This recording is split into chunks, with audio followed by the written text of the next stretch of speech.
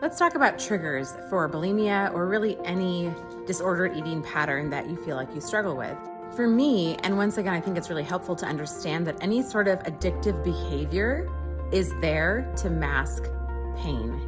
And so it is common that you will be triggered into your unhealthy coping skill whenever you are experiencing pain. And for me, again, growing up, I remember having this fear that because I was larger bodied for my age, I was not going to be loved in a romantic relationship. I knew I'd always have my family, but I just felt like I'm never going to be chosen. That's how I felt. So my brain tends to go to the place of thinking that thinness will fix things when I experience pain.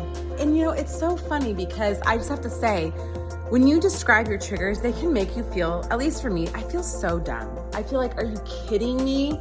How is this triggering me? I'm able to cope with these better now than I used to be, but I used to be kind of unconscious to them. And so therefore it's like you weren't even aware of the thing that was setting you off. But some of the things that trigger me are basically anything that makes me feel insecure in a relationship, specifically within my marriage. Rules around food. I just cannot have rules around food. I will never be someone that diets. Those are the two big ones, right? Whenever my marriage is having problems, because let's be real, everyone's marriage has problems, no matter how perfect it looks like on social media.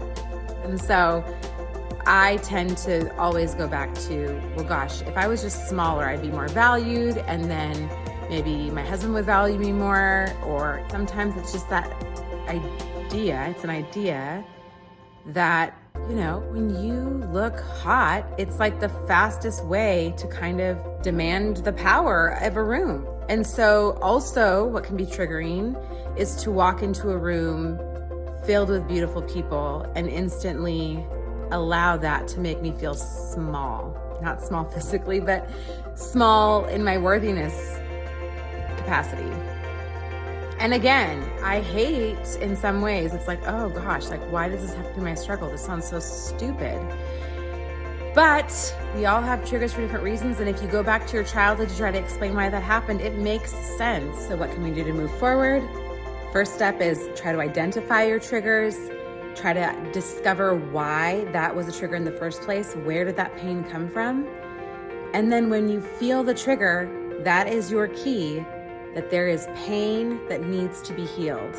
I believe it's Gary Zukav that says we should rejoice when we discover an addictive behavior because it is an invitation to heal.